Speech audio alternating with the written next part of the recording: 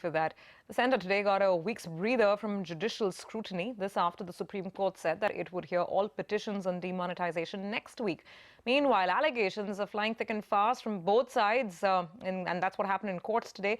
So much so that Justice T.S. Thakur had to urge lawyers to maintain the dignity of the court. Ashmit was present in the courtroom. He's joining in with all the action. Ashmit, so temperatures heating up even inside the court? Indeed, a fair bit of chaos within the courtroom, within the Chief Justice's court, from both the sides, in fact, not just one side, but both the sides. And it's understandable given that the Apex Court is at this point hearing over 24 appeals with respect to the demonetisation drive. Now, what we understand is that on behalf of the petitioners, Kapil Sibal, senior opposition leader, is the one who led the charge. He raised various questions pertaining to legality and constitutionality of the demonetisation drive. He began by arguing that we've seen similar experiments in 1956 as well as in 1978, and in both those cases we had an act, legislation which preceded such a drive, and in this case he pointed out we only have a gazetted notification. He also went on to argue, in fact repeating the claim that was made by the former Prime Minister Manmohan Singh yesterday in the Rajya Sabha, that at this point there is no statutory provision in place that allows the government to put a cap on the withdrawals that can be made from their own savings account. Furthermore, he went on to point out the situation on the ground and that how the demonetisation drive was having a crippling effect on the informal sector, on the cash economy as far as the country is concerned.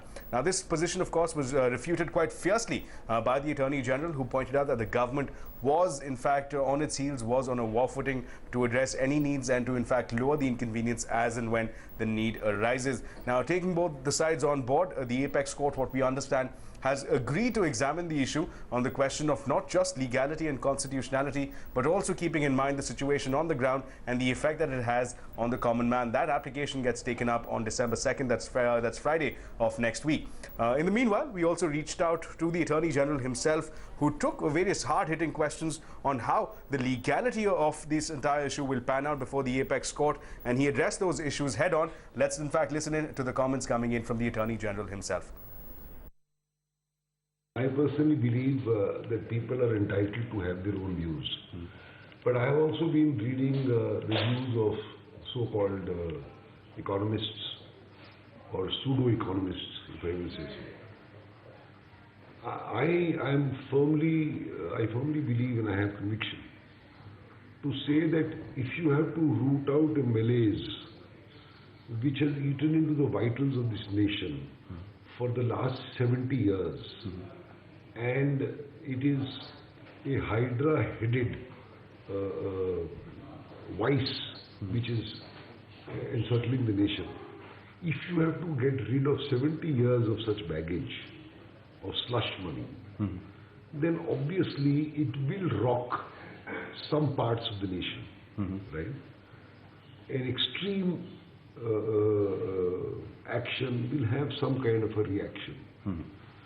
So, merely because there is some amount of inconvenience, and I appreciate what people are going through, this cannot be a reason not to have gone on with such an action.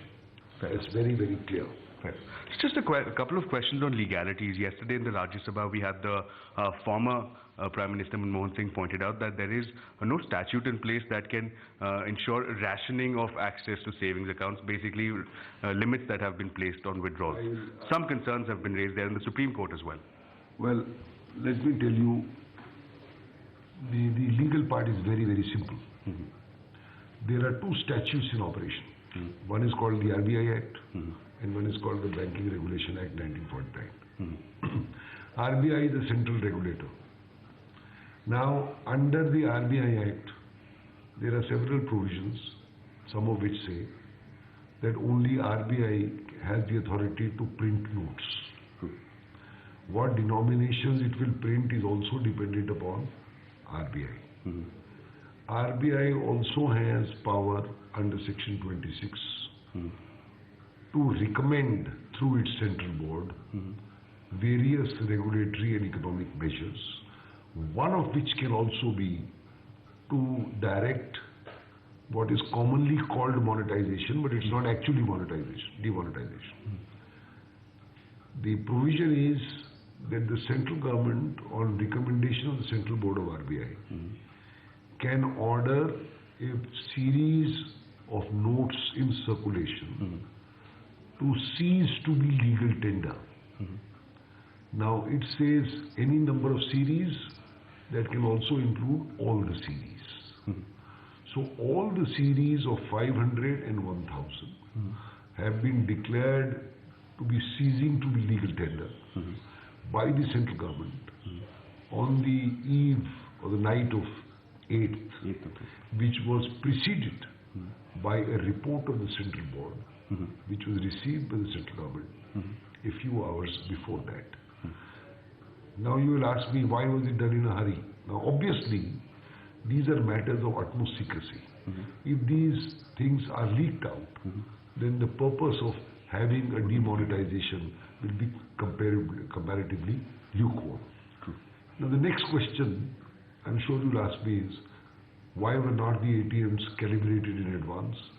Why didn't you have all the notes printed and in place so that there is no inconvenience? The answer is the same. If we were to recalibrate the machines, there are 2 lakh machines in this country. If we were to recalibrate them in advance, would not the cat have been out of the bag? So recalibration had to be done. Secondly, the size of the note and the color and all that is entirely different. This is due to security concerns. But I must tell you one very important feature. Everybody seems to be only talking about black money and the inconvenience across the counter. And as you have seen in the Supreme Court also, the lines have grown much, much smaller. Because as the days pass, things are easing out, number one. But one of the most important ideals and objectives of this scheme is not only to root out black money from holders and black money, people who have black money. One of the very important objects is to root out fake notes. Well, that was Attorney General Mukul Rohatgi. On to another big voice. We spoke with senior advocate Harish Salve also to understand the legality of the demonetization. He says that the RBI has the power to direct banks to put a cap on withdrawal through the RBI Act. Here's that chat. What is lawful currency is what is notified under the law by the Reserve Bank. And the power to notify includes the power to withdraw notification. What the government has done is, it has demonetized one set of notes and substituted with some other kind of currency. The argument about the other point being one, which is the point of what they call expropriation. There is no expropriation. If you are asked to put your money in a bank and say you're free to use your money the way you like, I don't consider that expropriation. Okay, well, Mr. Sibal's argument also appears to be that he's questioning the legality of preventing the withdrawal of savings. His point appears to be that there's no provision under the RBI Act to place restrictions on withdrawals. In the previous demonetization, we didn't have a restriction on withdrawals. Well, there is a power under the RBI Act to give such directions to the bank as may be necessary in public interest. So if that power is sufficient to tell the banks, now that the money is with you, do not permit withdrawal. It's a direction to the bank, it's not a direction to an individual. Then why would you think the Supreme Court even permitted to hear it? These are all, this is one point of view. The other point of view is what Mr. Sibal is standing for. So let's see which way it goes. Should this have been the first step? Should it have been first legalizing political contributions to political parties? Three big steps. Political funding is the elephant in the room, is nobody wants to talk about. Which is? Political funding. Contributions, yeah, okay. No, contributions is one machinery Funding. for political funding. State funding, public corporate funding. A, transparency. B, to what extent can the state take over? For example, state can take over without incurring any expenditure, really. They can have TV channels to whom they give permission to broadcast and be asked to dedicate some time to debates like you have in the US. And so on. There are so many different ways. You have to address the elephant in the room. Nobody wants to talk about this. Right, on to a CNBC TV18 exclusive now. Commerce Minister Nirmala Sitharaman says the government is working towards easing the pain that exporters are facing due to demonetization. Speaking to CNBC TV18's Shireen Bhan, the minister added that the government believes that a drop in output will be limited only to this quarter. Here's a slice of the conversation. Well, at this stage, I would think it'll be too early for me to speak about any figures or numbers with which I can say this is what it's going to be on trade, this is what it is going to be in terms of GDP. But what I would certainly, with a sense of responsibility, be able to say is these 10 days between, say, the 10th and 20th have seen two different developments. One is where sectors where there is labor-intensive production and difficult to admit, but post-Jan Dhan mission of the government, we still hear some exporters tell us that a lot of laborers, migrant workers, do not have accounts. As a result of which, payments are still being made in cash, and they would want more withdrawal facility over and above what the government has put as a ceiling for a week, so that production is not going to be affected.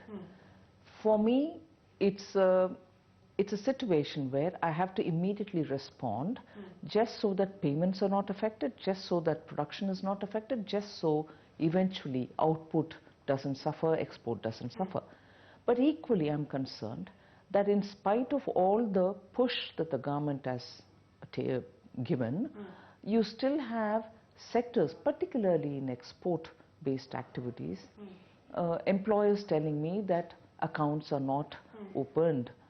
And I'm glad that was reminded when we met with the Export Promotion Councils a couple of days ago. So that is one thing. The second, even there... Has there been, and you've had a meeting with the Export Promotion Councils, the sense that we get when we talk to textile workers from Surat to Tirupur, etc., is that there is pain at this point in time. Do you have a sense of whether there has been retrenchment and layoffs across these labor-intensive sectors in this past fortnight? That is where I'm coming to say that even during that interaction, the employers went only that far to say, one, please ensure that cash is given to us, greater withdrawal right is given to us.